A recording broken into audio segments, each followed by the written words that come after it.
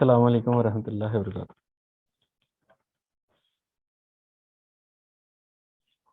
वैसे नहीं नजर आ रहा।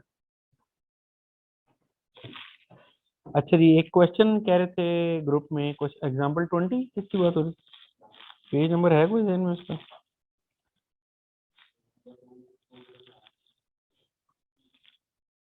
207।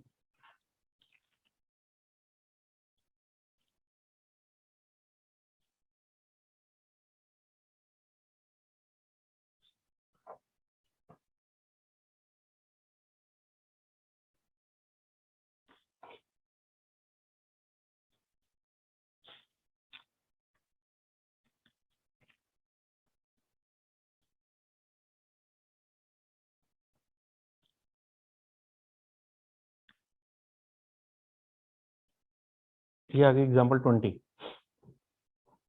आइए इसको हल करते हैं। Diana leases out German sports cars. She started business on 1st January 2010 and has decided to depreciate the cars on a straight line basis at 25% per annum on cost at the year end. During the year 2010 to 13, the following purchases took place. 20 Porsche 924 turbos, ये उसका model होगा, at a cost of 18.6 million each.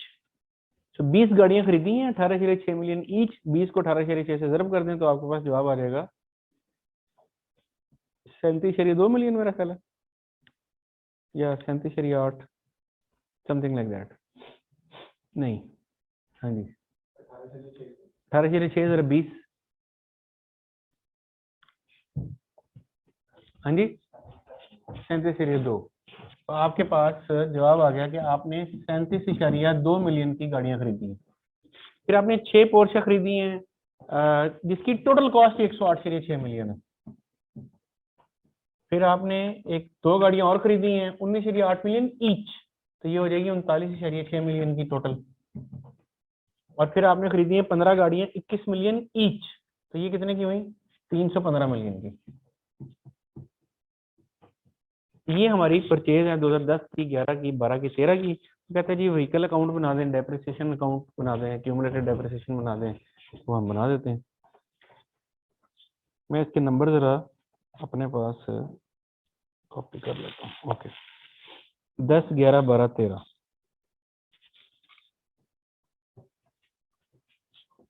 25% straight line depreciation है।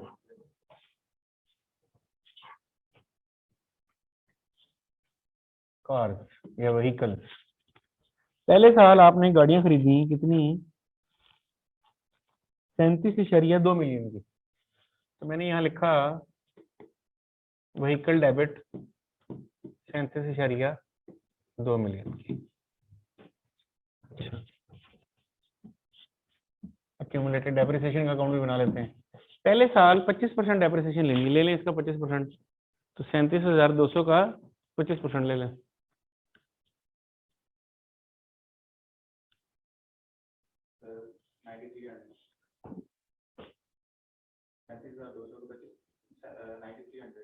पूरा 9.3 million.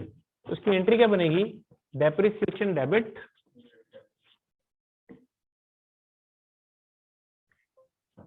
मैं depreciation का account भी बना देता हूँ, डेप्रिसिएशन एक्सपेंस। तो डेप्रिसिएशन डेबिट 9.3 मिलियन से और डेप्रिसिएशन एक्यूमुलेटेड क्रेडिट 9.3 मिलियन से। साल खत्म हो गया, ये इसका कैरिड ऑन बैलेंस हो गया और इसका ये कैरिड ऑन बैलेंस हो गया। अगली मरतबा 37,200। इस साल आपने मजीद गाड़ियां खरीद ली हैं और ये जो गाड़ियां खरीदी हैं ये 108.6 मिलियन के। फिर आपने एंट्री डाली 108,600 से बैंक का कार्स डेबिट और बैंक क्रेडिट। अब साल के आखिर में फिर डेप्रिसिएशन लेनी है और फिर स्ट्रेट लाइन ही लेनी है। 25% पिछले वाले की लेनी है और 25% इस दफा वाले की भी लेनी है। तो टोटल इन दोनों का सम करके उसका 25% डेप्रिसिएशन ले लीजिए। 37,200 जमा 108,600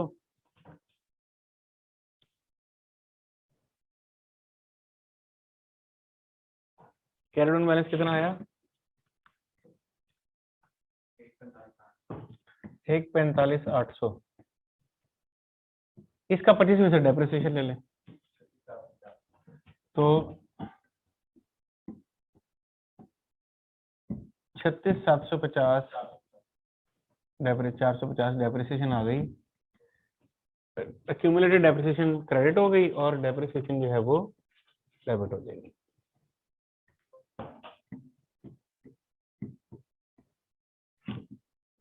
पिछली दफा वाली डिडक्शन हम कहाँ लेके होंगे? एसओसीआई में।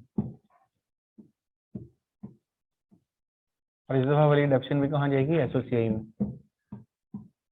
तो जैसे हमने बैलेंस में भी पढ़ा था कि एक्सपेंस जो है वो एसओसीआई में क्लोज हो जाता है।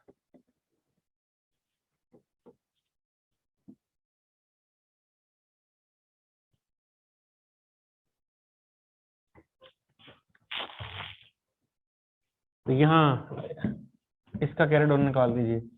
36,450,000 जमा 9,300,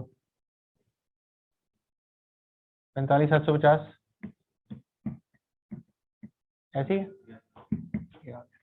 ये अगले साल का ओपनिंग बन गया 45,750। ये अगले साल का ओपनिंग बन गया 1,45,800। अच्छा, तीसरे साल में हमने फिर गाड़ियां खरीद ली 39.6 मिलियन की। तो 39,600 की हमने गाड़ियां और खरीदी। कैरेट ऑन बैलेंस क्या आ गया?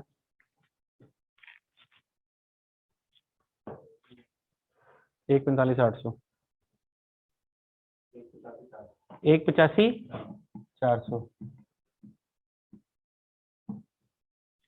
अब इसके ऊपर 25% डिडक्शन ले लें।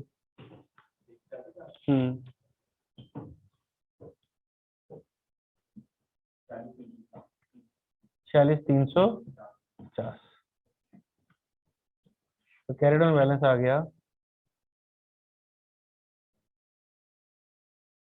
92,100।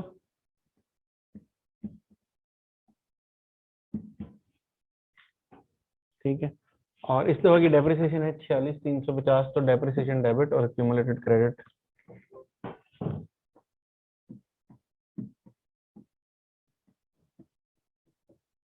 और इस दफा ये एसओसीआई में चली गई।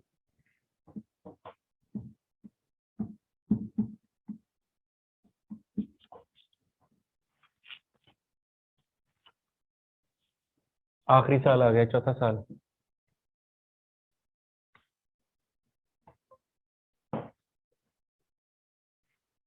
एक 85,400 और इधर से 92,100। अब 25%। अब अच्छा, अब इस दफा मजीद आपने फिर गाड़ी खरीदी है 315 मिलियन की।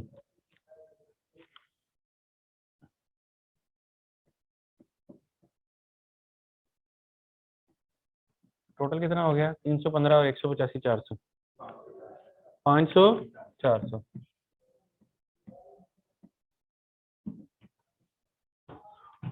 और इसकी डेप्रिसिएशन 25% ले लें।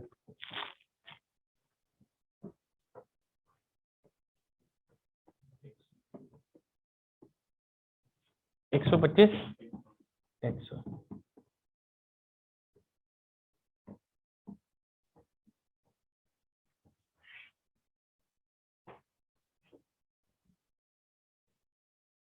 दो सौ 200।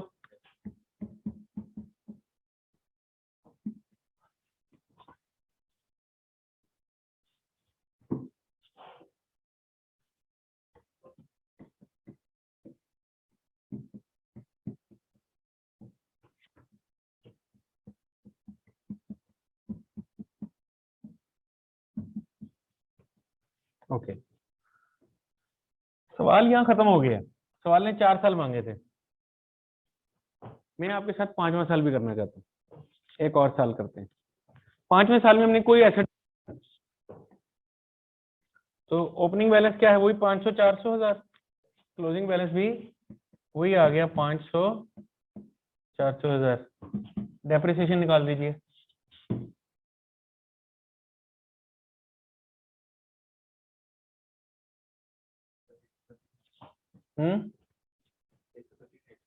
यहाँ पे एक कैच है, जब आपने straight line method of depreciation लगाया है और 25% डेप्रिसिएशन आप कॉस्ट पे ले रहे हैं, तो एसेट की यूजफुल लाइफ कितनी है?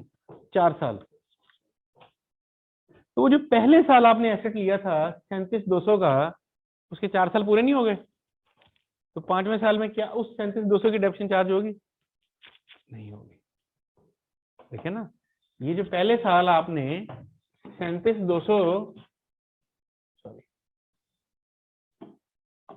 पहले साल ये 37,200 था, इसका आपने 25% लिया, वो ये 9300 आ गया। अगले साल ये जो 145,800 का जब आपने 25% लिया, तो इसके अंदर 37,200 शामिल है ना। तो इस दफा जो दूसरी डेप्रिसिएशन आई है, इसमें फिर 37,200 का 25% आ गया, 50% हो गया। इस तीसरे साल में ये 75% हो गया, और यहाँ पे आके 100% हो गया। इसका मतलब है कि 4 सालों में उसकी लाइफ खत्म हो गई है।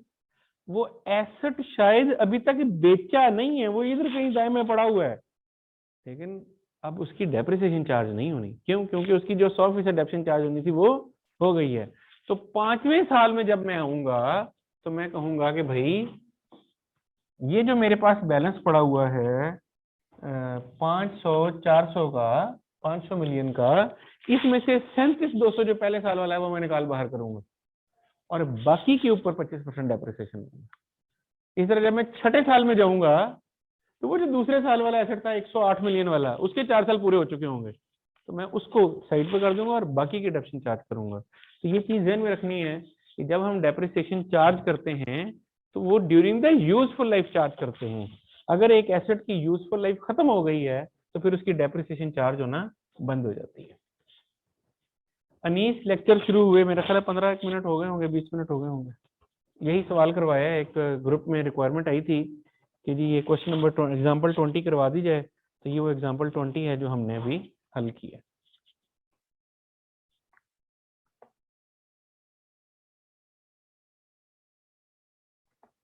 ठीक है जी।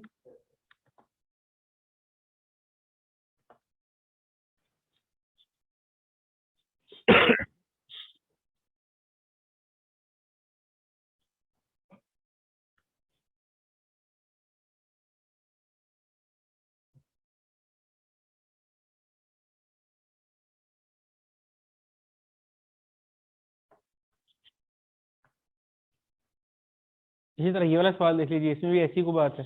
N entity started business on 1 January 2023, the financial year end being 31 December, the machinery bought was 2023 यकम जनवरी को हमने एक मशीन खरीदी है इतने की, 2024 यकम जुलाई को हमने 2 मशीनें खरीदी हैं इतने की, और यकम अक्टूबर को हमने एक मशीन खरीदी है इतने की।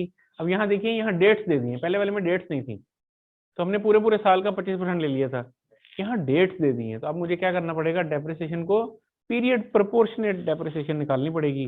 अगर एक एसेट खरीदा ही यकम जुलाई को है, तो फिर उसकी डेप्रिसिएशन यकम जुलाई से आगे कैलकुलेट करूंगा। तो मैं अगर 2023 की डेप्रिसिएशन कैलकुलेट कर दूं, तो 2023 में आपने एक मशीन खरीदी है 1400 की, ये आपने मशीन का अकाउंट बनाया, 1400 की एसेट आपने खरीद लिया, यही उसका कैरी डाउन हो जाएगा 1400। ओके, इसका क्यूमुलेटेड डेप्रिसिएशन जो बनेगा,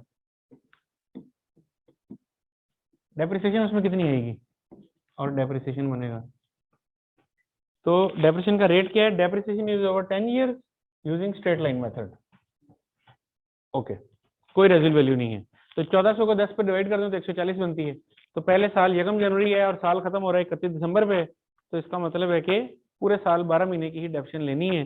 तो मैंने पहले साल 1400 का 10% 140 ले लिया, डेप्रिसिएशन डेबिट, अक्यूमुलेटेड क्रेडिट।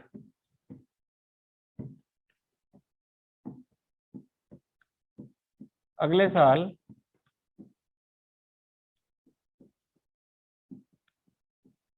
अब अगले साल क्या होगा, ओपनिंग आया 1400।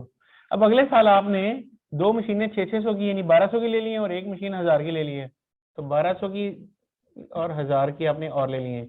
ये लिए हैं यकम जुलाई को और ये लिए हैं यकम अक्टूबर को। क्लोजिंग बैलेंस हो गया 2000, 3600। अब जब मैं डेप्रिसिएशन कैलकुलेट करूंगा तो मैं कहूंगा भाई देखो, जो ओपनिंग में 1400 का एसेट था उस पे तो पूरे साल की डेप्रिसिएशन लेनी थी, यानी 140। जो 1200 का एसेट खरीदा है हमने एकम जुलाई को, उसकी पूरे साल की डेप्रिसिएशन तो बनती है डिवाइड बाय 10 करके, लेकिन हमने तो 6 महीने की डेप्रिसिएशन लेनी है, तो सिर्फ 6/12 भी कर देंगे, तो जवाब हमारे पास क्या आ गया, 60। इसी तरह जो तीसरा हमने 1000 का एसेट खरीदा है, उसको 10 पे डिवाइड करूंगा तो 1 साल की डेप्रिसिएशन आ जाएगी, लेकिन लिया है एकम अक्टूबर को, तो अक्टूबर नवंबर दिसंबर 3 महीने की डेप्रिसिएशन लेनी है, इसको सिर्फ करूंगा 3/12 से, तो जवाब क्या आया, 25। तो 140 एक डेप्रिसिएशन आ गई, 60 एक आ गई और 25 एक आ गई, तो टोटल 225 की डेप्रिसिएशन हो गई। तो इस मरतबा जो मैं डेप्रिसिएशन चार्ज करूंगा वो 225 चार्ज करूंगा, डेप्रिसिएशन डेबिट 225 है और क्यूमुलेटेड डेप्रिसिएशन क्रेडिट 225। तो इस तरीके से हर साल हम ये देखते जाएंगे कि अगर कोई एसेट ड्यूरिंग द ईयर खरीदा है तो उस पर प्रोपोर्शनेट डेप्रिसिएशन चार्ज की जाएगी। याद रखिएगा, depreciation of an asset begins when the asset becomes available for use. जब एसेट अवेलेबल फॉर यूज हो जाए तो तब उसकी डेप्रिसिएशन चार्ज होना शुरू होती है, उससे पहले वो चार्ज होना शुरू नहीं होती। अगर मैंने एसेट खरीदा है आज और वो अवेलेबल फॉर यूज हुआ है 2 महीने के बाद, तो डेप्रिसिएशन खरीदने की डेट से नहीं, अवेलेबल फॉर यूज होने की डेट से चार्ज होगी। ऐसा क्यों हो जाता है कि एक एसेट खरीदता है पहले जाए और अवेलेबल फॉर यूज बाद में हो? क्योंकि आमतौर पे जब भी कोई बड़े साइज का एसेट आप खरीदते हैं तो उसको लाने, लगाने, टेस्ट करने और फिर रेडी करने में टाइम लग जाता है। जैसे अगर आपने एक फॉर एग्जांपल फैक्ट्री नई खड़ी करनी है, तो जाहिर है उसकी मशीनें आप खरीद के कहीं से इंपोर्ट करके लाएंगे, फिर वो खरीदी आज होगी, फिर मसलन आपने जर्मनी से मशीन खरीदी है तो जर्मनी से पहले पाकिस्तान आने में टाइम लगेगा, फिर साइट पे पहुंचने में टाइम लगेगा, फिर उसकी इरेक्शन होगी, फिर उसकी टेस्टिंग होगी, फिर जाके वो फाइनली वो इंजीनियर कहेंगे जनाब अब ये मशीन रेडी फॉर यूज है। तो खरीदने में और रेडी फॉर यूज होने में फर्क हो सकता है। और depreciation begins when an asset becomes available for use, ready for use. इसी तरह फिर ये छोटी छोटी सी और एग्जांपल है जी। इसके अलावा कोई सवाल है तो बताइए। एक ये क्वेश्चन भी अच्छा बड़ा सवाल लग रहा है, ये भी देख लेते हैं। On 1st January 2013, Delta acquired a specialized machine for its production department. The available information is as follows. List price of machine 92 lakh है। अच्छा, नीचे देखें तो ट्रेड डिस्काउंट भी दिया हुआ है, लिस्ट प्राइस पे 5%। इसका मतलब है हमें ये 5% डिस्काउंट में मिल गई है, तो हम 92 लाख नहीं लेंगे, बल्कि 92 लाख में से 5% डिस्काउंट माइनस करके बाकी अमाउंट पे लेंगे। तो बाकी अमाउंट कितनी बचती है?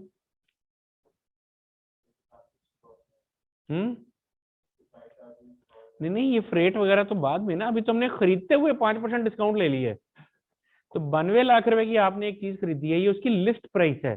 लिस्ट प्राइस का मतलब होता है उसकी कैटलॉग प्राइस। ठीक है ना, आप जाते हैं किसी दुकान पे तो वो कहता है जनाब ये रेट लिस्ट के मुताबिक इसका रेट है 100 रुपया, लेकिन आप उससे नेगोशिएट करते हैं और वो आपको 98 में भी दे देता है। तो एक है उसकी लिस्ट प्राइस और एक है उसकी असल प्राइस जो जिसपे आपने खरीदा है, which is after the discount. तो 92 लाख का 5% निकाल दें, यानी 95% ले लें, वो निकाल दें। 92 लाख का 4,60,000 डिस्काउंट निकाल दिया, तो पीछे आपके पास बचा 87,40,000, 87,40,000।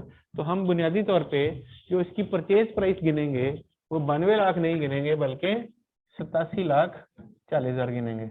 इसके अलावा इसके ऊपर फ्रेट लगा है, किराया, चीज लाने का किराया लगा है, वो भी इसमें जमा कर देंगे। इलेक्ट्रिक इंस्टॉलेशन, ज़ाहिर है इंस्टॉल करने पे पैसे लगे, वो भी इसमें जमा कर देंगे।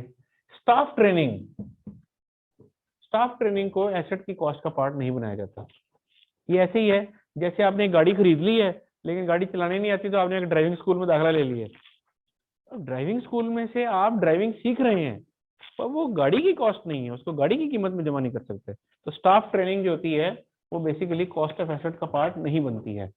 अच्छा, प्री प्रोडक्शन टेस्टिंग, ये भी जमा कर देंगे, जाहिर है टेस्ट करेंगे तो ओके होगी तो चलेगी। इसी तरह purchase of a 3-year maintenance contract. अच्छा, आपने जो मशीन खरीदी है ना, साथ आपने किसी बंदे से 3 साल तक की मेंटेनेंस का एग्रीमेंट भी कर लिया। मसलन आपने एक जनरेटर खरीदा है, अब आप जनरेटर खरीद के ले आए हैं, तो अगर किसी दिन इसमें मसला हो गया तो क्या करेंगे? बैठे रहेंगे, तो ढूंढेंगे को मैकेनिक मिले, आएगा तो वो देखेगा, वो चलाएगा, वो पता नहीं एक दिन में आएगा, हफ्ते में आएगा। तो लोग क्या करते हैं, उनका काम बंद ना हो जाए, फैक्ट्रियां बंद ना हो जाएं, तो वो पहले ही मुख्तलिफ मेंटेनेंस प्रोवाइडर से एग्रीमेंट कर लेते हैं। वो कहते हैं भाई देखो हमारे पास ये मशीन लगी हुई है, हम तुम्हारे साथ एक एग्रीमेंट कर रहे हैं, 1 साल का, 2 साल का, 5 साल का। इस मशीन में जब भी कोई मसला निकलेगा तुम ठीक करोगे। हम तुम्हें सालाना फॉर एग्जाम्पल 10 लाख रुपए देंगे, कोई काम निकले या ना निकले हम तुम्हें 10 लाख रुपए देंगे, ठीक है। और लेकिन अब जब मसला होगा तो तुमने फौरन आना है, ये नहीं है कि फिर तुम कहो जनाब मैं फलानी जगह मसरूफ हूँ, मैं आता हूँ हफ्ते बाद। फिर तुमने फौरन आना है ताकि मेरा काम ना बंद हो, ठीक है। तो इस किस्म के एग्रीमेंट्स कर लिए जाते हैं मेंटेनेंस के। तो ये जो मेंटेनेंस कॉन्ट्रैक्ट है, ये भी एसेट की कॉस्ट का पार्ट नहीं बनेगा, क्योंकि ये तो उसकी रिपेयर मेंटेनेंस की आपने एक एग्रीमेंट कर ली है, ये भी एसेट का पार्ट नहीं बनेगा। और फिर एस्टिमेटेड रेजुअल वैल्यू, तो रेजुअल वैल्यू है, इसको भी एसेट की कॉस्ट में ना जमा करना है ना तफरीक करना है, ये तो रेजुअल वैल्यू है ना। रेजुअल वैल्यू तो डेप्रिसिएशन निकालते हुए इस्तेमाल करनी है, इसको एसेट में ना जमा करते हैं ना तफरीक करते हैं। तो हमें पता चल गया अब 87,40,000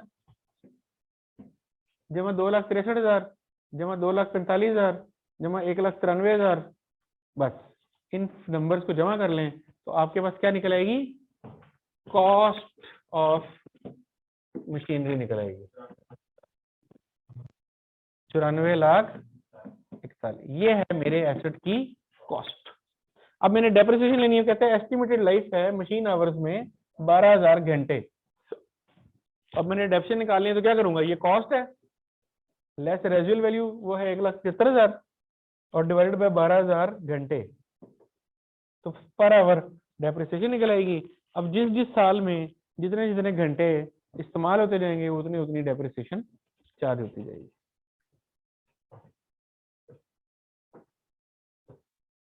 जी 94,41,000 नफी 1,75,000 की रेजुअल वैल्यू, क्या जवाब आया?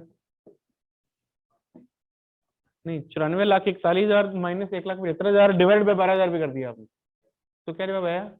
830 रुपए घंटा,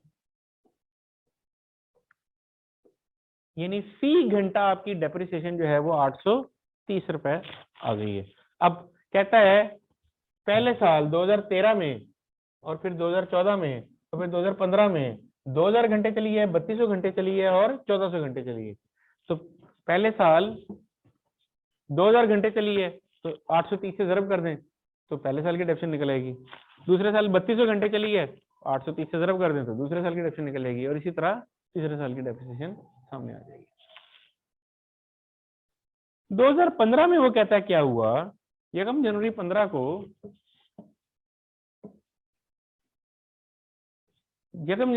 को Delta decided to upgrade the machine by adding new components at a cost of 17,53,000।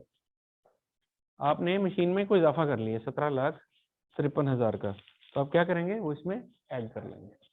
This upgrade led to the reduction in the production time per unit goods being manufactured by the machine. The upgrade also increased the estimated remaining life of machine at 1st January 15 to 8,000 machine hours and its estimated residual value 350,000।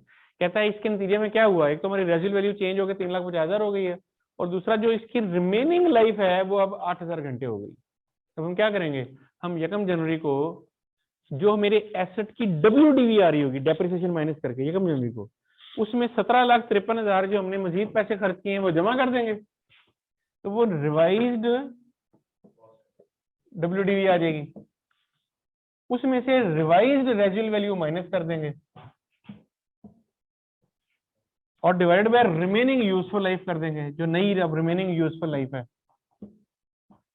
तो हमारे पास revised depreciation निकलेगी इस साल की। तो 2015 की जो depreciation हम कैलकुलेट करेंगे वो हम इस रेट के हिसाब से, जो रिवाइज रेट निकलेगा उस हिसाब से करेंगे। तो इस तरह से ये वर्किंग्स हो जाएंगी। बाकी टी अकाउंट वगैरह वैसे ही बनते हैं जैसे कि पहले भी करते आए हैं, ठीक है। तो इस तरीके से ये डेप्रिसिएशन जो है वो इसकी बात मुकम्मल हो जाती है।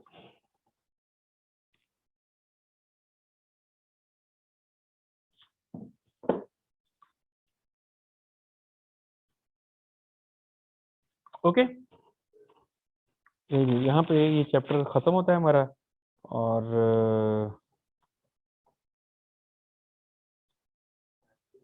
नहीं, नया आज नहीं शुरू करेंगे, नया हम इंशाल्लाह कल शुरू करेंगे। और नया हम पढ़ेंगे इन्वेंटरीज। ठीक है जी, थैंक यू, अल्लाह हाफिज़।